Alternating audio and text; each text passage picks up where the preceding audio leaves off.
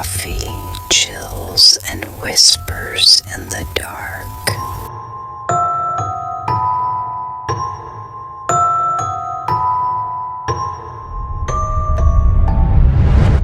You ever hear the warnings, never open a box?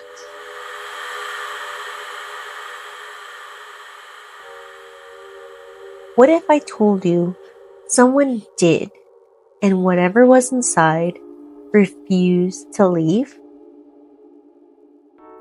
One by one, its owners reported the same thing. Nightmares, shadows moving in the dark, a feeling of something watching and waiting. And then the death begins. But what's the truth behind the Dybbuk Box? A powerful curse? Or one of its biggest paranormal hoax ever created? I'm Dannie Oliveros, your host, and this is Brewja Coffee Hour. Let's open the box together. Before we get into this chilling history of the Dybbuk Box, let's talk about what's fueling in this episode.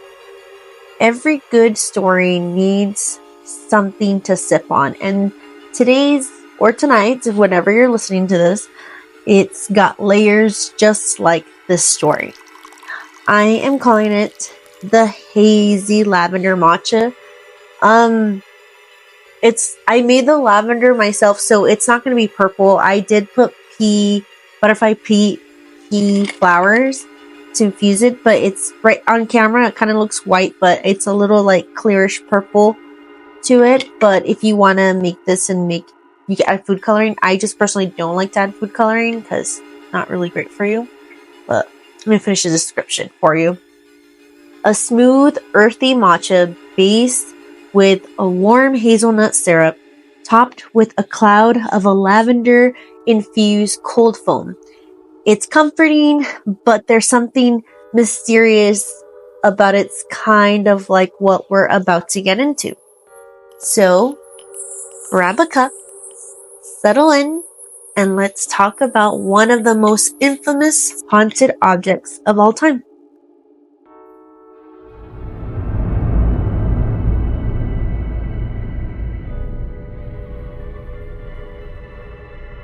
It all started in 2021. Kevin Manis wasn't looking for trouble. He was just another antique dealer in Portland, Oregon, always searching for rare and unique items. That's what led him to the estate sale. Ordinary event on an ordinary day, at least that's what he thought. The house belonged to a woman who recently passed. As he walked through the clutter of a lifetime, something caught his eye. I can't talk. I'm so sorry about that. Something caught his eye. A small wooden wine cabinet, old but strangely well preserved. Its dark wood and had an unusual shine. Its door sealed shut with an iron clasp. Something about it felt off. An elderly woman, the granddaughter of the deceased, saw him staring at it. She walked over, hesitated for a moment, then finally spoke.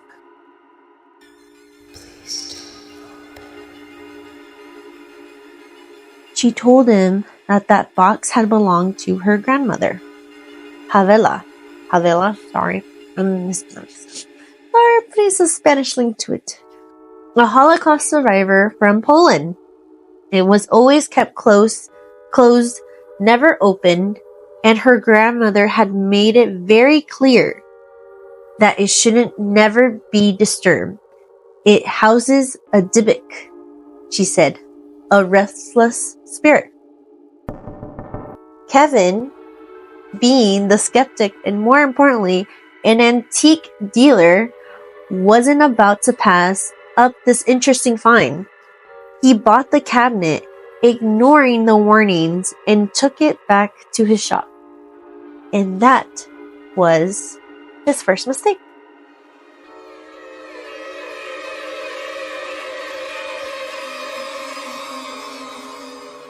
Kevin had barely placed the Dybbuk box inside his shop when things started happening.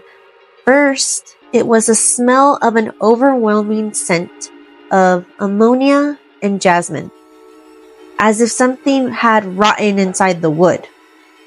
He checked for mold, dust, anything that could explain it, but the box was clean. Then, but you know what? He did find something. I just don't remember what I know he found like rosebuds. I heard 2 pennies, 2 goblets, and then something else. I just don't remember what else. Sorry. I thought I did my research well. Sorry, guys. Then the nightmare. Then came the nightmares. Every night, without fail, Kevin found himself trapped in the same dream. A shadowy figure of an old, faceless woman with the sunken eyes stood at the foot of his bed, breathing heavily. Heavily. Not heavenly. Heavily. Sorry. Whispering words in a language he didn't understand. The nightmares got worse. The shadows started moving in real life. Objects. What is wrong with me today? I'm so sorry. Objects in his shop fell off the shelves without reason. Customers would step in, glance at the Dybbuk box, and walk right back out of the shop, shaking their heads like they had felt something. But then came the moment he would never forget.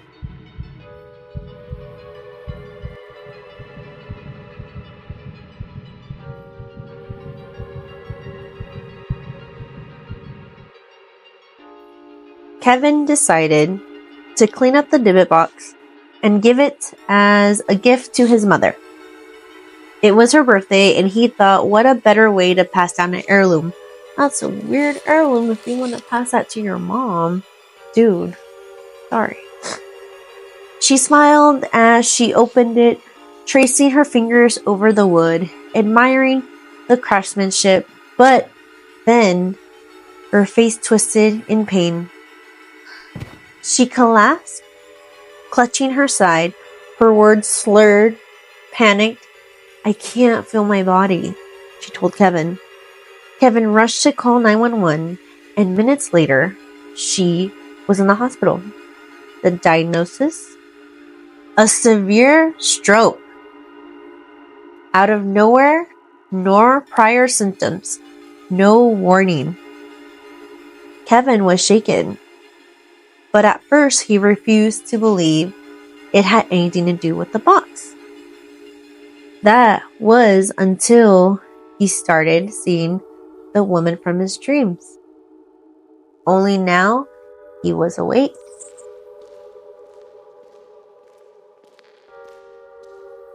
Every time he turned a corner in his shop, he swore he saw a figure standing there. Every time he looked in the mirror, he expected to see something lurking behind him. And the worst part, he wasn't the only one. Employees at the shop started quitting. They claimed to hear whispers when they were alone. Customers said the energy in the shop felt wrong. And every night, Kevin found himself waking up at exactly 3 a.m., drenched in sweat. Kevin knew he had to get rid of it. But the thing about curses, they don't go so easily.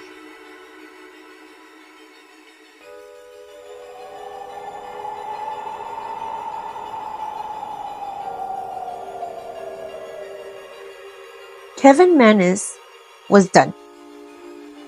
He had convinced himself that the Dybbuk Box was just a piece of furniture, that none of this was real until it refuses to leave. First, he tried to sell it. He put it in the antique shop thinking someone would buy it. But every time someone was thinking of close to buying it, but were close to even purchasing it, something would happen. A mirror fell and shattered. A customer fainted in the store. One man reached for the cabinet, then stopped mid-motion, staring as if like he had forgotten something or what he was doing before he ran out of the store without a word. So, Kevin tried to give it away. He offered it to a friend, but the moment they touched it, their nose started bleeding. They dropped the box and refused to take it. Dude, that thing is bad news, they would say, and that they should burn it.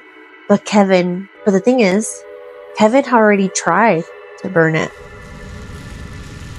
He had taken the box to an empty field one night, poured lighter fluid over it, and dropped a match as the flames rose, but then the fire suddenly went out. No wind, no rain, just gone. Like something in the box refuses to burn.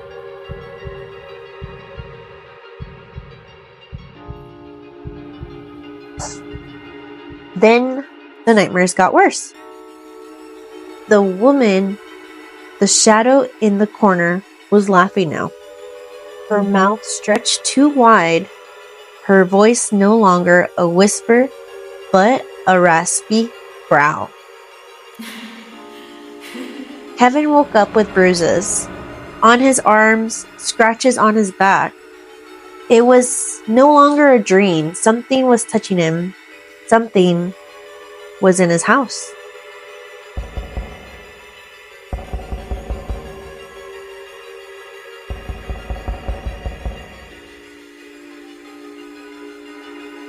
At this point, Kevin had one last idea. He would sell it online. Let some stranger deal with it. So he wrote up a listing on eBay, describing everything in detail, warning buyers that this was not an ordinary antique. And then he hit post. Within hours, bids started flooding in. People were fascinated, drawn to the story, eager to own something that might be haunted. Kevin didn't care who bought it. He just wanted it gone. But here's the thing about curses, they just don't disappear. They spread. And whoever won that auction, they weren't ready for what came next. Kevin Manise thought he was free. The Dybbuk Box had left his hands and shipped off to the new owner. But curses just don't vanish. They spread. The new owner emailed Kevin within days. Nightmares, rotten jasmine filling the room, shadow figures in the dark. Have you ever seen her? They would ask about the woman. Then came other owners, reported waking up with scratches on their bodies, seeing their own reflections move when they stood still. One buyer swore someone broke into their house, but nothing was stolen. The doors were still locked from the inside. And then there was a college student. In 2004, sorry if I butcher it, I'm so sorry if I butcher this. 2004, Isoas or Isosis Nitsky, sorry, A Missouri college student won the Dybbuk Box in an online auction. At first, it was a creepy antique until his hair started to falling out. Doctors had no explanations. Friends noticed his sudden mood swings, the way he zoned out mid-sentence, like he was hearing something that they couldn't. One night, he woke up paralyzed, standing at the foot of his bed. Her, the same woman Kevin had seen, dark, sunken eyes, mouth stretched too wide, and a single whisper.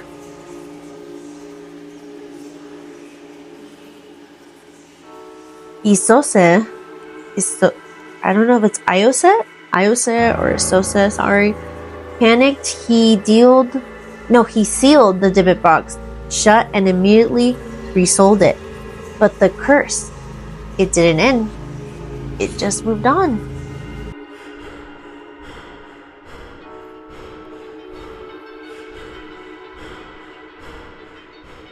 The Dybbuk box changed hands, each owner experiencing the same chilling symptoms until it landed with Jason Haxton. Unlike the others, Haxton didn't fear the box. He studied it, but then his body started breaking down. Severe rashes, uncontrollable coughing fits. Then, the worst of it, his eyes began to start bleeding. Doctors had no explanations. His body was rejecting something unseen. Desperate, Paxton steals the box away, locked it in a case, and hid it, vowed to never open it. And for a while, the curse stayed contained, but nothing stayed buried forever. For years, the Dybbuk box changed hands, terrifying its owners until it caught the attention of one man who was willing to limit to its limits, and that man was Zach Bagans. If you know anything about the paranormal world, you know Zach Bagans doesn't scare easily. The host of Ghost Adventures, he's investigated some of the most haunted places in the world, but then acquired the Dybbuk box for his haunted museum in Las Vegas as he hesitated. Zach refuses to open the box for years. Even behind a glass case, visitors to the museum reported feeling sick just standing near it. Some claim they saw a dark shadow move behind the display, even when no one else was there. Then, in 2018, he decided to open it. Live on Ghost Adventures, Zach sat in a dimly lit room, the Dybbuk box in front of him. He slowly unlatched the iron clasp. The second the lid opened, the air shifted. The temperature dropped, his vision blurred. Then a dark mask appeared right behind him. Zach stumbles back, grabbing his head. He couldn't speak. His body locked up. The crew rushed in, then one of them collapsed. When they reviewed the footage, a black shadowy figure had formed in the corner of the room, then disappeared. The Dybbuk box had finally been opened, but what came next, no one expected. Why did you open it? Why did you open it? Why did you open it? Not long after Zach Bagans opened the Dybbuk box, he had a visitor, Post Malone, the rapper known for his love of paranormal, was invited to Zach's haunted museum for a private tour. What he didn't know was that tour would follow him long after he left. At first, Post was joking around, brushing off the warnings, but then Zach made a mistake. He reached out and placed his hand directly on the Dybbuk box. In that moment, Post Malone touched Zach's shoulder. And that was all it took. The energy shifted instantly. Post's expression changed. His hand shook slightly. He left the room looking pale, unsettled, and he tried to shake it off. But what happens next, he can't ignore. That night, he woke up with a pain on his arm. When he checked, there was a deep red scratches, bite marks, but there was no one there, no animal, no explanation. And that was only the beginning. Over the next few weeks, Post Malone's life turned into a series of near-death experiences. First, his private jet almost crashed when its tires blew mid-flight. Then his house was broken into, but there was an eerie parts. Nothing was stolen. Burglars left behind expensive jewelries and valuables, almost as if they were searching for something else. And then the worst of it, his car flipped in near fatal accident. The vehicle was destroyed, but somehow he walked away unharmed. I'm telling you, his guardian's angels were working extra hard on him. I'm telling you. Weird, right? But maybe Post is just very lucky. But even Post admitted something felt wrong. His luck flipped overnight. The one thing that connected it all was that damn box.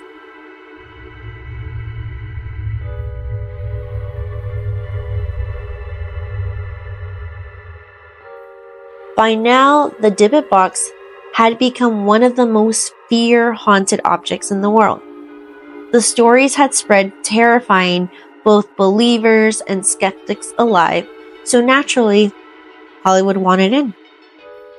In 2012, director Ole Bordano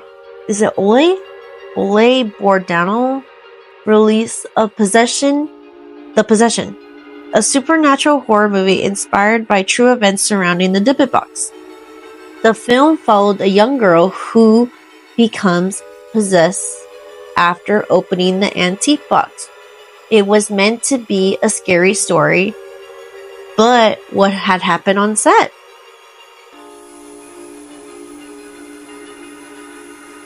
It was something straight out of a horror movie itself.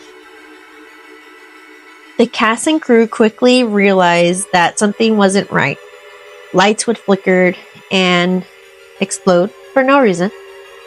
Cold spots would appear on set, even in the middle of summer. And then the fire. Right before filming wrapped, the entire storage unit holding the film's props mysteriously caught on fire. Everything, including the Dybbuk Box prop used in the movie, was completely destroyed. Investigators found no logical cause. No electrical issues, no flammable materials, just fire out of nowhere. The film star, Jeffrey Dean Morgan, you might have known him as one of our favorite zombie killers of the Walking Dead, laughed off the idea of the curses. At first, but he did admit it that something felt off. He couldn't explain it, but something was just wrong. The production team even reached out to religious experts for protection. They even asked a rabbi if he could have the real Dybbuk Box brought into the set, but the rabbi refused. Why? Why? That's like saying you want to use the freaking, oh my god, the, what's it called? I don't want to say it. The Ouija board, like, just using it. Well, I don't know if they use it for real in the set, but still. The rabbi told them, you don't play with things you don't understand. And they didn't.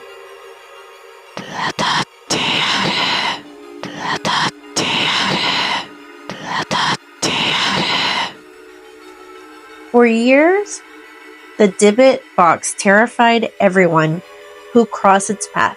Antique dealers, museum curators, celebrities, even Hollywood filmmakers. But what if I told you none of it was real? In 2021, Kevin Menees, the man who started all this, came forward with a confession. In an interview, he admitted the entire Dybbuk Box legend, it was fake, a story he made up. Every detail, the woman's warning, the shadow figures, the strange smells, the nightmares of all of it. His exact words, I am a creative writer. The Dybbuk Box is a story I created. The idea of its kind of supernatural force is laughable. Kevin fabricated the whole story as part of an eBay listing to sell an old wine cabinet. And guess what? It worked. He made thousands off that sale. And when people started claiming weird experiences, he just went along with it. But here's the real question.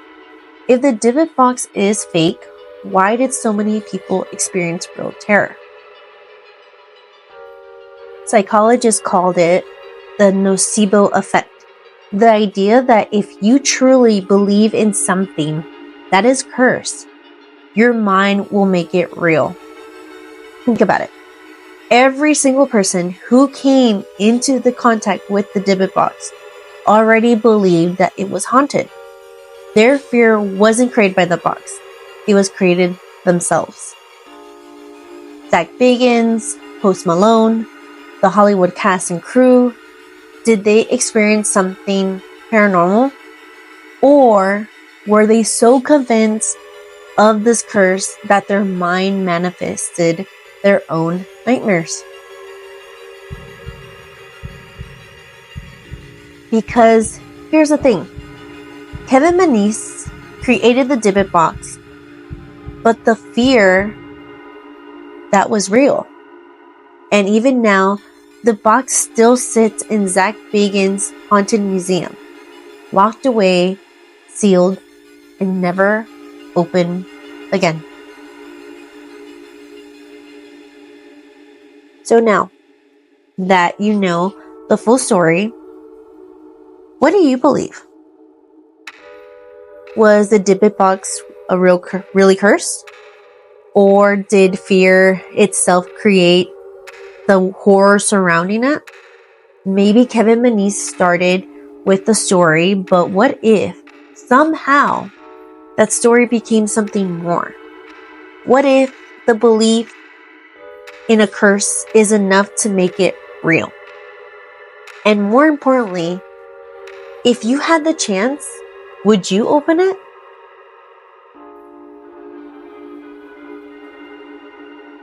I want to know. What do you think? Have you ever experienced with a haunted object? Do you believe a curse can exist just because we believe it? Send me a DM or drop a comment on TikTok or IG or any of my socials. I would love to hear your stories. And if you enjoyed this episode, make sure you follow Brewja Coffee Hour for more haunted stories, true crime, and all of course, eerie drinks to sip along the way. Oh, and if you try making this hazy lavender matcha, please tag me. I would love to see you guys make my drink. I would love it. And let's see if your drink stays normal or something stirs in your cup. Until next time, my spooky babes, stay caffeinated, stay spooky, and maybe keep your cabinets locked.